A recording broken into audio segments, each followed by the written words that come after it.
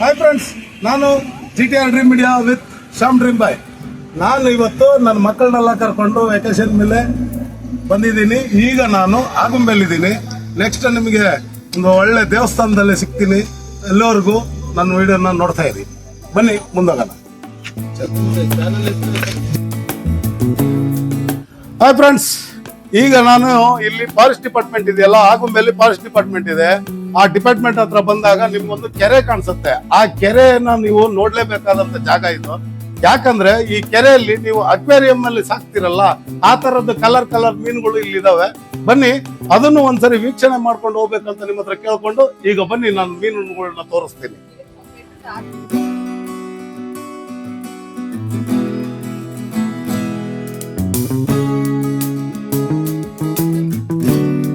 ಈ ಜಾಗಕ್ಕೆ ನೀವು ಬಂದ್ರೆ ಈ ಮೀನುಗಳನ್ನೆಲ್ಲ ನೋಡ್ಕೊಂಡು ಇಲ್ಲಿ ಪ್ರಕೃತಿ ಸೌಂದರ್ಯ ಕೂಡ ಸವಿಬಹುದು. ಮತ್ತೆ ಇಲ್ಲಿ ದೋಣಿ ವಿಹಾರ ಕೂಡ ಇದೆ. ದೋಣಿ ವಿಹಾರಕ್ಕೂ ರೇಟ್ ಎಷ್ಟಂತ ಗೊತ್ತಿಲ್ಲ, ಅದನ್ನ ಕೇಳ್ಬಿಟ್ಟು ನಾನು ನಿಮ್ಗೆ ಹೇಳ್ತೀನಿ ಎಷ್ಟು ಏನು ಅಂತ. ಇಲ್ಲಿ ಎಂಟ್ರಿ ಫೀಸ್ ಮಾತ್ರ 5 ರೂಪಾಯಿ ಇರುತ್ತೆ. 5 ರೂಪಾಯಿ ಕಟ್ಟಿ ಒಳಗಡೆ ಬನ್ನಿ. ಪೆಡಲ್ ದೋಣಿ ಇದೆ, ನೀವು ಪೆಡಲ್ ಹೊಡ್ಕೊಂಡು ಈ ಕೆರೆನ ಒಂದು ರೌಂಡ್ ಹಾಕೋ ಬರ್ಬೋದು.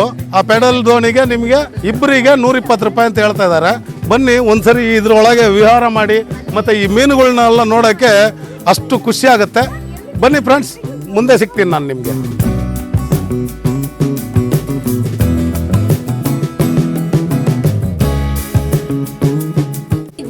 ನಾನಿಲ್ಲಿ ಮೀನಿಗೆಲ್ಲ ತಿಂಡಿ ತಗೊಳ್ತಾ ಇದ್ದೀನಿ.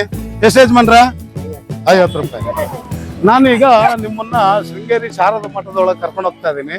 ಬನ್ನಿ, ಇಲ್ಲೊಂದು 400 ವರ್ಷದ ಹಿಂದಿನ ದೇವಸ್ಥಾನ ಇದೆ, ಅದನ್ನು ಕೂಡ ತೋರಿಸ್ತೀನಿ. ಒಳಗಡೆ ಶೂಟ್ ಆಗುತ್ತಾ ಇಲ್ವೋ ಗೊತ್ತಿಲ್ಲ, ಹೊರಗಡೆ ಅಂತ ಆದ್ರೂ ತೋರಿಸ್ತೀನಿ. ಮತ್ತೆ ಮೀನಿಗೆ ತಿಂಡಿ ತಗೊಂಡಿದ್ದೀನಿ, ಮೀನಿಗೆ ತಿಂಡಿ ಹಾಕೋಣ ಬನ್ನಿ.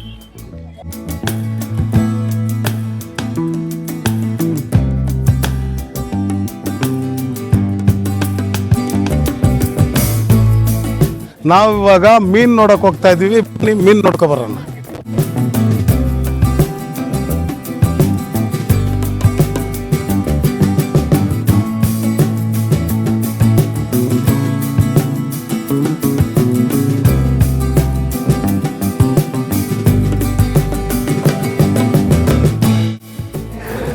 ನಾವು ಇವಾಗ ಶೃಂಗೇರಿ ದೇವಸ್ಥಾನ ಎಲ್ಲ ನೋಡಿ ಆಯಿತು, ದರ್ಶನನೂ ಮಾಡಿಕೊಂಡ್ವಿ. ಯಾಕಂದ್ರೆ ನಿಮಗೆ ದರ್ಶನ ಮಾಡ್ಸೋಕ್ಕಾಗಲ್ಲ, ಯಾಕಂದ್ರೆ ಒಳಗಡೆ ಶೂಟ್ ಮಾಡೋಕ್ಕಾಗಲ್ಲ ಅಂತೆ.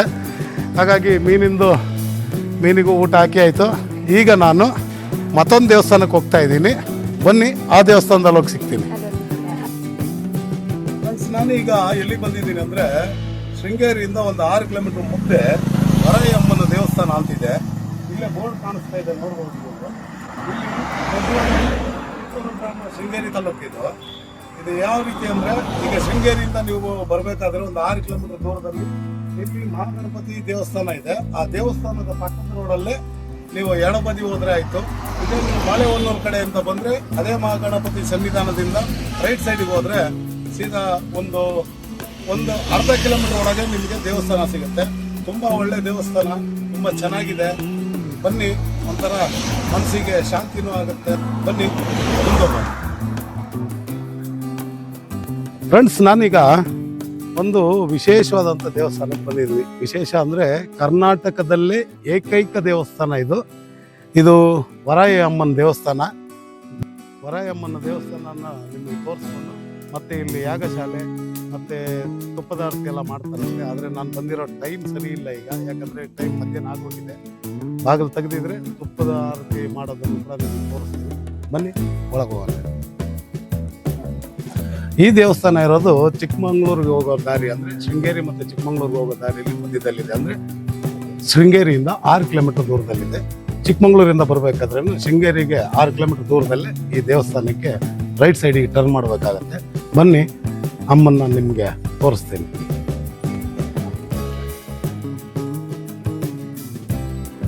ಈ ದೇವಸ್ಥಾನ ಇರೋದು ಕರ್ನಾಟಕದಲ್ಲೇ ಪ್ರಥಮ ಅಂತ ಹೇಳಿ ಕೂಡ ಹೇಳ್ತಾರೆ. ಯಾಕಂದರೆ ವರಾಯಿ ಅಮ್ಮನ ದೇವಸ್ಥಾನ ನಾನು ಕೇಳೇ ಇಲ್ಲ. ಯಾಕಂದರೆ ವರಾಯಿ ನದಿ ಬಗ್ಗೆ ಕೇಳಿದ್ದೀನಿ, ಯಾಕಂದರೆ ವರಾಯಿ ನದಿ ತೀರದಲ್ಲೇ ಇರೋದು ನಮ್ಮ ಮನೆ. ಹಾಗಾಗಿ ವರಾಯಿ ಅಮ್ಮನ ದೇವಸ್ಥಾನ ನಾನು ನೋಡ್ತಾ ಇರೋದು ಪ್ರಥಮವಾಗಿ. ಹಾಗಾಗಿ ಬನ್ನಿ, ನಿಮಗೆ ವರಾಯಿ ಅಮ್ಮನ ದರ್ಶನ ಮಾಡಿಸ್ತೀನಿ.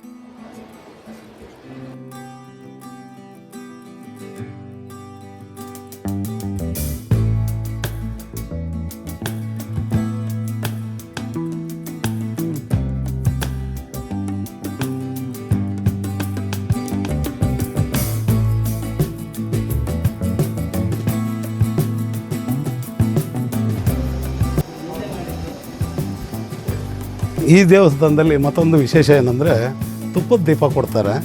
ತುಪ್ಪದ ದೀಪ ಯಾವುದೇ ಥರದ ಒಂದು ರೂಪಾಯಿ ಕೂಡ ಅವರು ತಗೊಳ್ದಲೆ ತುಪ್ಪದ ದೀಪ ಕೊಟ್ಟು ತುಪ್ಪದ ದೀಪ ಹಚ್ಚಿಡಕ್ಕೆ ಹೇಳ್ತಾರೆ. ಹಾಗೆ ಒಬ್ಬರು ಭಟ್ರ ಹತ್ರನೂ ಮಾತಾಡಿಸ್ತೀನಿ, ಬನ್ನಿ ಭಟ್ರ ಹತ್ರ ಮಾತಾಡೋಣ. ಸ್ವಾಮಿಗಳು ನಮಸ್ಕಾರ. ಈ ಜಾಗದಲ್ಲಿ ಈಗ ಯಾಗ ಯಜ್ಞಗಳೆಲ್ಲ ಯಾವ ರೀತಿ ಮಾಡ್ತೀರಾ ಅಂತ ನಮಗೊಂಚೂರು ಹೇಳೋಕ್ಕಾಗತ್ತಾ? ನಿಮ್ಮದು ಏನಾದರೂ ಸಮಸ್ಯೆಗಳಿದ್ದರೆ ನೀವು ಯಾರೋ ಜ್ಯೋತಿಷಗಾರರು ಯಾರೋ ಪಂಡಿತರದ್ದು ವಿಚಾರಣೆ ಮಾಡಿದಾಗ ಅವ್ರು ಇಂಥದ್ದು ಮಾಡಿಸ್ಬೇಕು ಅಂದರೆ ಇಲ್ಲಿ ಬಂದು ಈ ತಾಯಿ ಸನ್ನಿಧಿ ಬಂದು ಇಲ್ಲೇ ವ್ಯವಸ್ಥೆ ಮಾಡಿಕೊಡ್ತೀರಾ ಅಂತ ಕೇಳ್ತಾರೆ. ಅದನ್ನು ವ್ಯವಸ್ಥೆ ಮಾಡಿಕೊಡ್ತೀವಿ. ಏನು ಹೇಳಿರ್ತಾರೆ ಜ್ಯೋತಿಷರು ಅದನ್ನು ಮಾಡಿಸ್ಕೊಡ್ತೀವಿ. ಇನ್ನು ಅದಿಲ್ಲ, ನಮ್ಗೆ ಯಾರು ಅಂಥವ್ರು ಪರಿಚಯನೇ ಇಲ್ಲ, ನಮಗೆ ಈ ರೀತಿ ತೊಂದರೆ ಆಗ್ತಿದೆ ಅಂದ್ಕೊಂಡಾಗ ಅವ್ರನ್ನೇ ಮೊಬೈಲ್ನಲ್ಲಿ ಎಲ್ಲ ಮೊಬೈಲಲ್ಲೆಲ್ಲ ವ್ಯವಸ್ಥೆ ಇದೆ. ಏಕಾಏಕಿ ಅವರವ್ರನ್ನೇ ಡೈರೆಕ್ಟ್ ಮಾತಾಡಿಸಿ ಅವ್ರ ಜಾತಕನ ತಕ್ಷಣ ವಾಟ್ಸಪ್ಪಲ್ಲಿ ಕಳಿಸೋ ವ್ಯವಸ್ಥೆ ಇದೆ. ಜಾತಕ ವಿಮರ್ಶೆ ಮಾಡಿ ಅವ್ರು ಏನಾರು ಹೇಳಿದ್ರು ಅದನ್ನು ಕೂಡ ಮಾಡಿಸ್ತಾರೆ. ನಾವೇ ಇದ್ರದ್ದೆಲ್ಲ ನಮ್ಮ ಸುಬ್ರಹ್ಮಣ್ಯ ಅಂತ ನಮ್ಮ ಅಣ್ಣನ ಮಗ ಇದ್ದಾನೆ, ಅವನ್ನೆಲ್ಲ ಕೇಳಿ ಹೇಳಿ ಮಾಡಿ ವ್ಯವಸ್ಥೆ ಮಾಡ್ತಾನೆ. ನಾನು ಈ ಹೋಮಕ್ಕೆ ಭಾಗವಹಿಸ್ತೀನಿ. ಆಯಿತಾ. ಇವತ್ತು ವರುಣ ಹೋಮ ಅಂತ, ಅದು 1108 ಕಬ್ಬಿನ ಗಣ್ಣಿನಿಂದ ಮಾಡಿರುವಂಥ ಹೋಮ. ಅದು ಒಬ್ಬರು ಬೆಂಗಳೂರು ಹೈಕೋರ್ಟು ಲಾಯರ್ ಮಾಡಿಸಿರುವಂಥದ್ದು. ನಿನ್ನೆ ಮಾಡಿಸಿದ್ದಾರೆ, ಇವತ್ತು ಮಾಡಿಸಿದ್ದಾರೆ, ನಾಳೆ ನಾಡ್ದು 2 ದಿವಸನೂ ಅದೇ ಹೋಮ ಮಾಡಿಸ್ತೀವಿ. ವರುಣ ಹೋಮ ಅಂದರೆ ಅದು ಯಾವುದಕ್ಕೋಸ್ಕರ ಮಾಡ್ತಾರೆ? ಅದು ಅವರದ್ದು ಒಂದು ವ್ಯವಹಾರದಲ್ಲಿ ಸಮಸ್ಯೆ ಇದ್ದಕ್ಕೆ ಅವರಿಗೆ ಯಾರೋ ಹೀಗೆ ಒಬ್ಬರು ಜ್ಯೋತಿಷರು ಹೇಳಿ ಇಂಥದ್ದು ಮಾಡಬೇಕು, ನಿಮ್ಗೆ ಒಳ್ಳೆಯದಾಗುತ್ತೆ ಅಂತ ಹೇಳಿದ್ದಾರೆ, ಅದು ಮಾಡಿಸ್ತಿದ್ದಾರೆ. ಇದು ಒಬ್ಬರು ಬೆಂಗಳೂರಿನವರು, ಅವರು ಅಷ್ಟೇ, ಅವರು ಕೇಳಿ ಹೇಳಿ ಮಾಡಿ ಒಂದು ನವಗ್ರಹ ಹೋಮ, ನವಗ್ರಹರನ್ನು ಆರಾಧನೆ ಮಾಡಿ ಸೂರ್ಯ ಚಂದ್ರ ಅಂಗಾರಕ ಎಲ್ಲರನ್ನೂ ಇದು ಮಾಡಿ ಹೋಮ ಮಾಡಿ, ಶನಿ ಜೊತೆಗೆ ಶನಿದು ಜಪ ಅವ್ರೇನು ಹೇಳಿದರು ಅದನ್ನು ಹೋಮ ಮಾಡಿ ಅವರಿಗೆ ಗುರುಗಳಿಂದ ಎಲ್ಲ ಪುರೋಹಿತರಿಂದ ಆಶೀರ್ವಾದ ಮಾಡಿ ಕಳಿಸಿರ್ತೀವಿ. ಈ ದೇವಸ್ಥಾನದ ಐತಿಹಾಸಿಕ ಹಿನ್ನೆಲೆ? ದೇವಸ್ಥಾನದ ಐತಿಹಾಸಿಕ ಹಿನ್ನೆಲೆ ಅಂದರೆ ಹೇಳೋದಾದರೆ ಇದನ್ನು ನಮ್ಮ ಕುಟುಂಬದ ದೇವರು ಅಂತ ಹೇಳ್ಬೋದು. ಅದನ್ನು ನಾವು ನಡೆಸ್ಕೊಂಬಂದಿದ್ದು 150 ವರ್ಷದ ಹಿಂದಿನ ಇತಿಹಾಸ. ನಮ್ಮ ತಂದೆಯ ಅಜ್ಜಿ ಕಾಲದಿಂದ ನಡ್ಕೊಂಬಂದಿದ್ದು. ಅವರಿಗೆ ಅಣ್ಣ ತಮ್ಮ ಯಾರೂ ಇಲ್ಲ, ಬೇಕಾದಷ್ಟು ಅವರಿಗೆ ಹಿಸ್ಸೆ ಬಂದಿರೋದು. ಹಿಂದೆಲ್ಲ ನಮ್ಮ ಕುಟುಂಬದಲ್ಲೆಲ್ಲ ಬಂಗಾರ ಹಿಂಗಾರ ಬೆಳ್ಳಿ ಎಲ್ಲ ಮಾಡಿದರು. ಕಳ್ಳತನ ಅದು ಇದು ಆಗುತ್ತೆ ಅಂಥೇಳಿ ಭಯದಿಂದ ಧರ್ಮಸ್ಥಳದೊಳಗೆ ಆಗ ಮಂಜೆ ಹೆಗಡೆಯವರು ಅಂತಿದ್ರು, ಅವ್ರ ಹತ್ರ ಇವರು ಬೇಡ್ಕೊಂಡಿದ್ದು ನಮ್ಮ ರಕ್ಷಣೆಗೋಸ್ಕರ ಒಂದು ದೇವತೆಗಳನ್ನು ಕಳಿಸಿಕೊಡಿ ಅಂತ. ಅವರಲ್ಲಿ ಆವಾಗ ಪಂಜುರುಳಿ ಮತ್ತು ವಾರಾಹಿ ಕಳಿಸ್ಕೊಟ್ಟಿದ್ದು. ಅದನ್ನು ಅವ್ರು ನಡ್ಕೊಂಬಂದರು. ಅವ್ರು ನಮ್ಮ ಅಜ್ಜಿಗೆ ಮದುವೆ ಆಯಿತು, ನಮ್ಮ ಅಜ್ಜ ಮದುವೆ ಮಾಡ್ಕೊಂಡ್ರು. ಅವ್ರಿಗೆ ಬೇರೆ ಯಾರು ಇಲ್ಲದ ಕಾರಣ ಅವ್ರು ಇಲ್ಲಿ ತರಬೇಕಾಯ್ತು. ಇಲ್ಲಿ ತಂದಿರಲಿಲ್ಲ, ಅಲ್ಲಿ ಸಂಪಗೋಡು ಅಂತಲ್ಲಿ ನಮ್ಮ ಆದಿ, ಅಲ್ಲಿ ಪೂಜೆ ಸಣ್ಣದೊಂದು ಮಂಟಪ, ಅಲ್ಲಿ ಪೂಜೆ ಮಾಡಿ ನಮ್ಮ ಅಜ್ಜ ನಡ್ಕೊತಿದ್ರು. ನಮ್ಮ ಅಜ್ಜ ಪುನಃ ಇಲ್ಲಿ ಬರಬೇಕು, ದೊಡ್ಡ ಹೊನ್ನೆ ಅಂತ ಒಂದು 2.5 ಕಿಲೋಮೀಟ್ರ್ ಹಿಂದೆ ಬರಬೇಕಾಯ್ತು.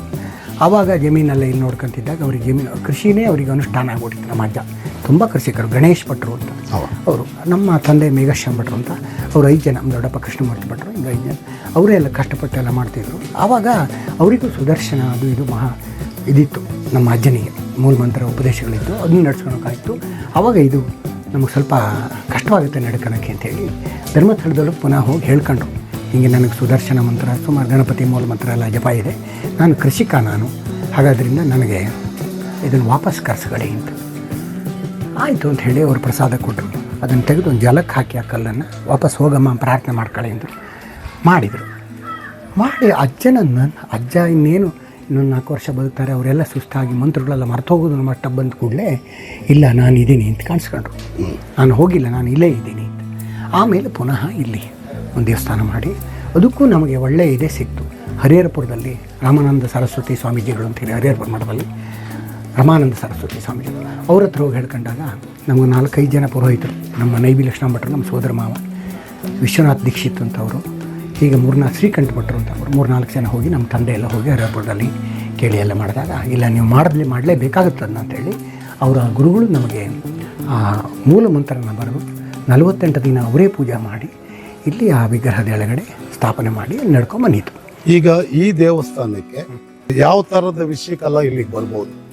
ಇಲ್ಲಿ ಅವಳು ಭೂಮಿಗೆ ಸಂಬಂಧಪಟ್ಟವಳು, ಭೂಮಿ ವ್ಯವಹಾರಗಳು ಅದು ಇದು ಏನೇ ಇದ್ದರೂ ಕೂಡ ಸಮಸ್ಯೆ ಇದ್ದರೆ ಬರ್ತಾರೆ. ಕೋರ್ಟಿಗೆ ಹೋಗಿರುವಂಥದ್ದು ಬರ್ತಾರೆ. ಸ್ವಾಮಿ ನಂಗೆ ಸ್ಟೇ ಸಿಕ್ಕಲೇ ಇಲ್ಲ ಅಂತಂದ್ರೆ ಇಲ್ಲ ಸ್ಟೇ ಆಯಿತು ನಮಗೆ ಫೋನ್ ಮಾಡ್ತಾರೆ. ಇದೆಲ್ಲ ಸಮಸ್ಯೆಗಳು. ಅಣ್ಣ ತಮ್ಮ ಮನಸ್ತಾಪ ಆಗಿರುವಂಥದ್ದನ್ನು ಕೂಡ ಸಂತೋಷವಾಗಿ ಇಲ್ಲ ನಾನು ಅಣ್ಣ ಕೊಡ್ತೀನಿ ಅಂತ ಹೇಳಿದಾನೆ, ತಮ್ಮ ಬಿಟ್ಕೊಡ್ತೀನಿ ಅಂತ ಹೇಳಿದಾನೆ ಅಂತ ಆ ಥರ ಬಗೆಹರಿಸೋದು, ಆ ಥರ ವ್ಯವಹಾರ ನಡೆಯುತ್ತೆ, ಅದಕ್ಕೆ ಬರ್ತಾರೆ. ಇನ್ನು ಹೆಚ್ಚಾಗಿ ಬಂಗಾರ ಕಳುವಾದವರು ನಮ್ಮದು ಒಡವೆ ಕಳುವಾಗಿದೆ ಅಂತ ಅದಕ್ಕೆ ಬಂದು ಪ್ರಾರ್ಥನೆ ಮಾಡ್ಕೊತಾರೆ. ಒಡವೆ ಸಿಕ್ತು ಸ್ವಾಮಿ ಅಂತ ಫೋನ್ ಮಾಡ್ತಾರೆ. ಮದುವೆ ಆಗದಿದ್ದವ್ರು ಬರ್ತಾರೆ, ಹೆಣ್ಣು ಗಂಡು, ನನಗೆ ಒಳ್ಳೆ ಹುಡುಗ ಸಿಗಬೇಕು ನನ್ನ ಮಗನಿಗೆ ಪ್ರಾರ್ಥನೆ ಮಾಡ್ಕೊಂಡು ಮಗಳಿಗೆ ಅಂತ ಪ್ರಾರ್ಥನೆ ಮಾಡ್ಕೊತಾರೆ. ಅದು ಆಗುತ್ತೆ. ತಿಂಗಳಲ್ಲಿ ಹೆಚ್ಚು ಕಡಿಮೆ ಮದುವೆ ಸೀಸನ್ನಲ್ಲಿ ಒಂದು 20 ಪತ್ರಿಕೆ ಬರುತ್ತೆ.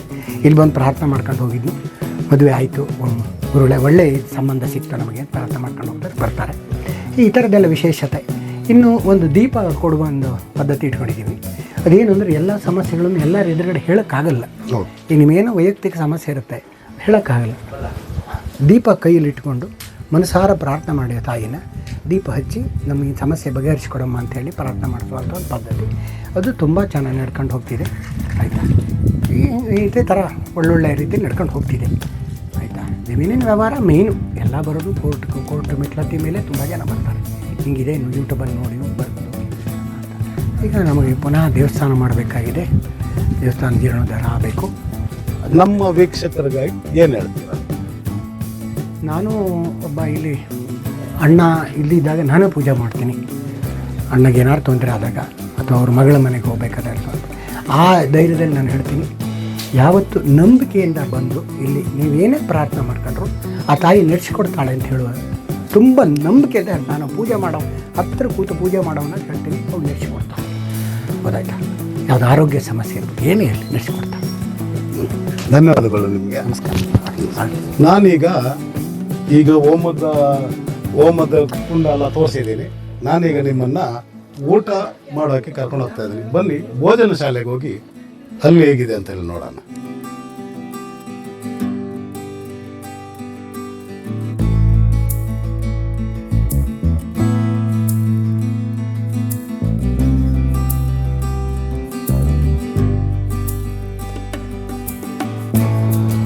ಬನ್ನಿ ಊಟ ಮಾಡೋಣ.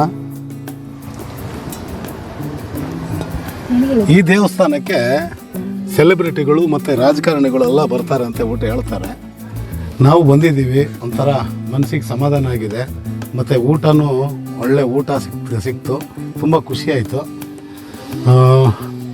ನನ್ನ ವೀಕ್ಷಕರಿಗೆ ನಾನು ಏನು ಹೇಳ್ತೀನಿ ಅಂದರೆ, ಒಂದು ಸಾರಿ ಈ ದೇವಸ್ಥಾನಕ್ಕೆ ಬಂದು ಭೇಟಿ ಕೊಡಿ. ನಿಮಗೆ ಗೊತ್ತಾಗ್ಬಿಡುತ್ತೆ ಈ ಅಮ್ಮನಿಗೆ ಎಷ್ಟು ಪವರ್ ಇದೆ ಅಂತ. ತುಂಬ ಶಕ್ತಿಶಾಲಿಯಾದಂಥ ಜಾಗಕ್ಕೆ ನಾನು ನಿಮ್ಮನ್ನು ಕರ್ಕೊಂಬಂದಿದ್ದೀನಿ. ಇಲ್ಲಿಗೆ ನಾನು ಈ ವಿಡಿಯೋನ ಮುಗಿಸ್ತಾ ಇದ್ದೀನಿ. ನಮಸ್ಕಾರಗಳೊಂದಿಗೆ ನಾನು ನಿಮ್ಮ GTR dream media with Shyam dream boy.